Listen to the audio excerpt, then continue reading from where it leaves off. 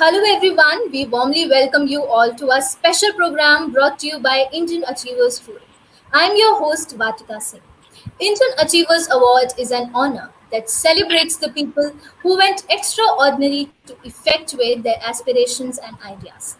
In this series, we emphasize not only on the struggles and achievements of the people, but also on the social contributions they made to their native land, India.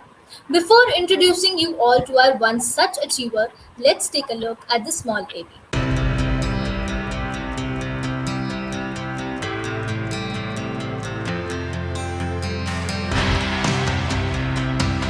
Indian Achievers Forum is driven by a full-fledged advisory board. The board consists of experienced personalities who have excelled in their respective careers. Together, the forum organizes conferences, events, workshops, exhibitions, trade shows, and B2B initiatives in India as well as abroad. Where there is passion, there is achievement. And where there is achievement, there is Indian Achievers Forum.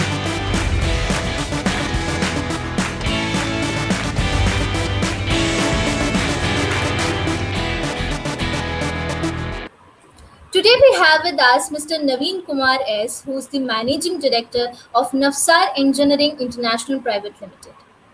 Hello sir, how are you? Hi, Miss Vatika. I'm doing great. How about you? I'm also good, sir. All Good. right, so before entering into the questions, tell us something that why did you want to enter into business? Why did I want to enter into business? Interesting. To be honest, I've not shared this with many people, but I don't mind doing it at this point. I actually got into business by chance. I was in the final year of my engineering course. There was an opportunity which was presented to my father, and so my father and I co-founded Navsar in 2004. So there was this client who had a particular challenge in his power project, and they were not sure. We just jokingly said, "Okay, if you need our help, you need to give us business." And surprisingly, the client, knowing my father's capability and interest in him, he immediately said, "All right, provide me a quotation, and we'll start." And that's exactly how it started. I never had an inclination towards business at that point. So the takeaway here is, though it was by chance, I was presented with an opportunity and I utilized it, I nurtured that, and I continue to grow accordingly. And here I am after 17 years. That's really great, sir. Okay, so moving ahead, we know for a fact that starting anything has never been easy for anyone. So, what all were the challenges and the predicaments that you had to go through initially during the commencement of your business? I'm going to rule out the obvious challenge which any entrepreneur, not just in our country, anyway, would talk about, be it money, competition, resources, etc. The bigger challenges I had were number one, well, age was a challenge actually in my case. I was a youngster and I had to present myself to companies and corporations that were several times our size. And for them to have faith in me, it took a lot of grit and the sales channel. I mean, challenge was always there, and the cycle was longer. But we overcame that challenge over time by delivering what we said. So the first challenge was that I had trouble selling because of my age. But other than that, the bigger challenge was to constantly innovate. Since I mentioned this is, though it was a niche area, there was competition, there were other challenges in the market. So there was a need for us to constantly innovate. So we would look for how can we solve this problem that our customer has in a more efficient manner or a quicker manner, and what are the markets we can go and explore, and where are their pain points which even the customer has not yet identified. Probably they are finding that a certain process is okay, they just continue doing it, but they don't realize there's probably some efficiency issue. So we would actually go out and find out such challenges and propose to them saying we can fix this. And that was the challenge, finding this and going out looking for markets where there is scope for improvement and expansion was the primary challenge. And I think that's something which we learned over time. It helped us understand that we should be geography tolerant, we should go out of our comfort zone. And that was the challenge which we overcame over time and mastered it too, in fact. That's really great, sir. Okay, so moving ahead, all businesses and all people on this globe have been affected by the COVID pandemic. So, how did you manage your business during the lockdown and the pandemic? I'm glad you asked, Ms. Natika. Though you should understand the power business is still a traditional core industry. It's what we call as a brick and mortar business. But we decided that there are certain steps that we should take to make sure that survive the pandemic and also sustain and grow during that time. What we did was, above all, safety became a priority. We reached out to all our staffs who are, working at sites across the globe. We had sites running in Iraq, we had sites running in Bangladesh, in Saudi Arabia, various other countries. So we first made sure that all of them are safe, sure that their families were informed of their safety, and whatever minimum requirements they had, we took care of it. And after that, we established our first ever business continuity plan. The fact is, we are a MSME company, we're a small company, and we were not prepared for this like anyone else in the world today. So we immediately sat down. We were agile enough to quickly decide that this is something we need. So we devised and rather developed our first business continuity plan, communicated it throughout the organization to everyone, to the bottommost in the hierarchy, to our customers and vendors, assured them of our intent to continue in a safe manner. We developed SOPs to make sure everyone is working in a safe environment. In some cases, if we had to put our foot down and say no to some activities, we did that. And above all this helped us to learn to move through such situations, to take care of our people and put health and safety as priority above everything else. We did have certain challenges like any other industry, but we did learn how to overcome them. In fact, this year again, when we are entering the next wave across all countries, we were better prepared. We knew what to do beforehand. We were able to roll it out immediately, and business hasn't stopped so far. So it was more of a learning opportunity, if I may say. That's really great, sir. Since we all have certain plans for a future, so what are your plans with respect to Navsar Group? Great. A very quick background on where we started. So, like I mentioned at the beginning of the interview, we started doing just commissioning as a service. It's a very niche area. But over time, we did a lot of forward and backward integration. We learned over time. And we grew into a contracting and a maintenance company. That is, we did construction, commissioning, operation, and maintenance of power plants. We started with coal, then we went on to gas, to HFO or diesel. We also got into solar, wind, etc. So, incidentally, just before the pandemic broke out and lockdowns started happening, we had devised what we internally call as a 3.0 plan for Navsar on what we wanted to do. And luckily, we had the template ready and we are actually acting it out.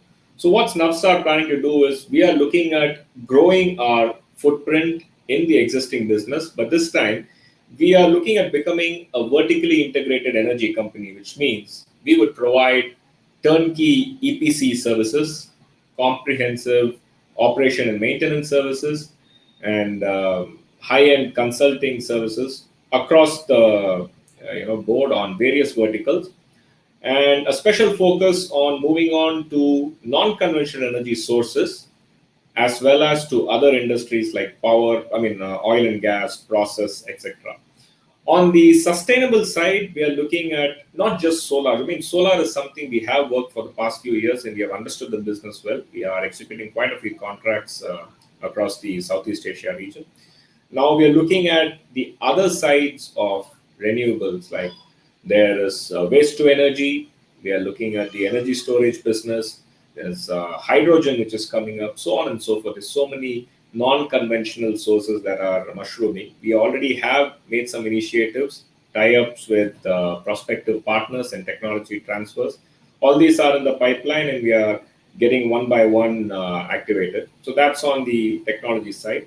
Apart from which, we are branching off the entire non-conventional energy into a separate unit called Petal Energy. We'll be launching it soon, hopefully around the time this interview is up, or maybe before or after that, which will focus purely on emerging technologies in the sustainable area. And we are also actively looking at the EV charging as a service business. we are launching a company called Artral Electric.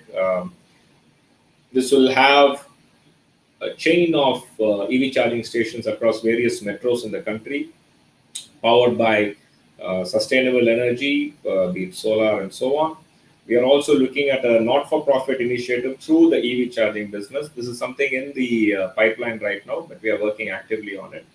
And apart from that, we are also entering the digital O&M space where we will now be leveraging on technology and using it to operate and maintain power, process, oil and gas plants, etc., in a much more efficient manner so that their utilization of natural resources is much more efficient and lesser over time. So that's what we are going to do. And apart from which, we will continue our global expansion. We started in India, we moved our headquarters to Singapore. We now have footprint in Singapore, India, Bangladesh, Saudi Arabia. We have already initiated discussions for JVs and local representations in Afghanistan, in Oman, and in Europe, in a few countries, and so on. So this is the future plan. We're bound to be quite busy, and we're very excited to look forward to the next 5 years. Right, sir, and we hope that all your future endeavors are successful. Thank All right, sir. So, moving ahead, tell us something more about your different business interests. Yeah, I'm a self-confessed serial entrepreneur.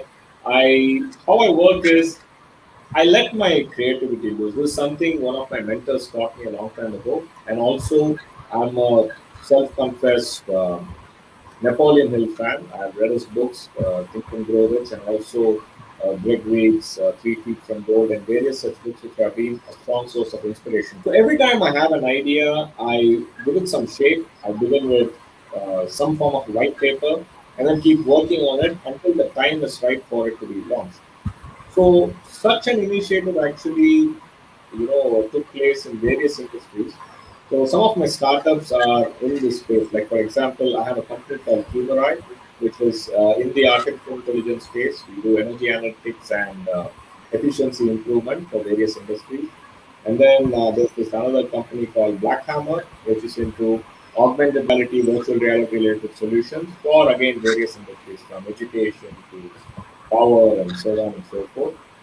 Then I've also gotten into, since I learned the hard way on how it is to start a company and raise it to a stage where it can be professionally managed. I had a few budding entrepreneurs who reached out to me, so I also got into the space for mentoring and incubating startups. I have two startups right now whom I'm mentoring, and I made some angel investment with them. So this is how I'm keeping myself occupied across these 5 companies.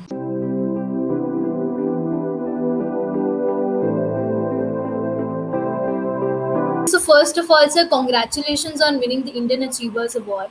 The Thank feeling of an achiever cannot be better understood except for the person himself. So, what was the feeling when you came to know that you have won the Indian Achievers Award, and who all were the constant supporters in this journey of yours? I must say, often, in our journey as an entrepreneur, we fail to observe the small wins that happen because our eyes are set on the finish line, on the broader picture, and we don't realize that we have been doing smaller wins. This is something again I learned over time that we have to appreciate smaller wins. It's not for us; it's also for everyone around us. Like for example, winning this award, I was actually very hesitant to share it. But then the first person who did that was my colleague at office. He's my reportee. He took it up. He shared it immediately across the company, and my family saw it. They spread it. So I realized there are people who are rooting for us. When we are fighting the long fight. So that's when I had the sense of satisfaction that yes, I probably did something right by accepting this and taking this forward with Indian Achiever.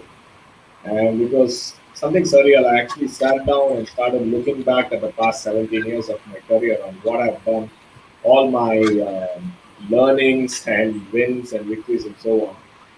Primarily, my family is a big support, especially my father. He was always there from the beginning. Though he was never an active part of the business, he was always involved on site. He is an out and out engineer and a technocrat. So he loves being at the project side where the action is, and I've always been the business side of the business. He was always supportive. I have his guidance at any point of time, and he has always mentored me on how I should take my business forward. I rest of my family, my wife, my mother, sister, everyone have been of great support. Always had faith in me in whatever I did. I would come up with crazy ideas and end up doing them right. It's only because I had their support. Of course, that's on the personal front. Professionally, all my clients, right from my first client to my present clients, my staffs who were with me, especially those who have been with me for a long time. They joined me when I was nothing, when I had one small room with just a table to share with them. I have staffs who have started with me from that time. For them to stick on with me, having faith in me and in the company now, that is what has been keeping me going, and I'm very thankful that they stuck around and they're witnessing the growth and the fruits of their labor. So yes, that's a very nice feeling to be honest. That's really great, sir. So now, since we know a lot about your professional role, tell us something about your social contributions also. All right. Well, yes, I am a part of few NGOs and social organizations that do a lot of activities that have direct impact on society. On a personal level, some topics that are close to my heart and which I work on as child education, especially for girl children, skill development and upliftment in terms of economic status, and of course, a very close personal topic, sustainability measures. So we make sure that some contribution from our earnings goes into each activity. We try our best at all times to be involved in it directly and not just write out a check to some NGO or some organization that will do it on our behalf. We actually do it on the ground by ourselves. And that's the reason why, like I mentioned earlier, now with the EV charging also, we're working on something where we can bring in a circular economy concept where we give back something to the ecosystem from what we take from it.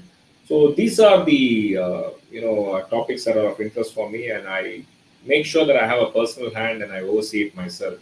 Eventually, over time, as I work on retiring from full time business, I would want to dedicate my time towards these activities. Okay, sir. So before concluding this session, you know that IF is followed not only by mainstream organizations, but also those young minds who aspire to be like our achievers someday. What is that one message you'd like to give them? Well, number one, if you believe that you have it, trust me, you got this. You have an idea, believe in it, nurture it, and take action. Don't let anyone make you think otherwise. Um, it's the crazy ones that end up doing things in the world. And it begins by having that idea and the faith that you want to break away and get into an enterprise. It's not an easy thing. It would if I may say this, I'll sound like some quote from Instagram or LinkedIn. You would want to leave a 9 to 5 job to be on your own, but you'll end up working more than that. You'll end up having early hours, late hours, weekends will be gone, etc. But it'll be worth it. So what it takes is you need to have that unquenchable thirst, a passion for your idea and your enterprise that you want to start. You have to have faith in it. That is, you need to take action. The moment you get a plan, start working on it. Take the next step. Look for good people to associate with because, but alone, there's only so much you can do. You need to have that association to make it work. Put in the necessary time, and you will see that this ends up being the formula for success. So, yeah, don't let anyone make you think otherwise. That's my final line. And that I must say, sir, is a great piece of advice, and youngsters would definitely benefit from what you said if they abide and adhere to what you said. Okay, so thank you so much for joining with us today. It was pleasure talking to you, and we hope that you continue to inspire people of all ages forever. Thank you so much, sir. Thank you so much, Ms. Vatika. Please take care and stay safe. Thank you for the opportunity.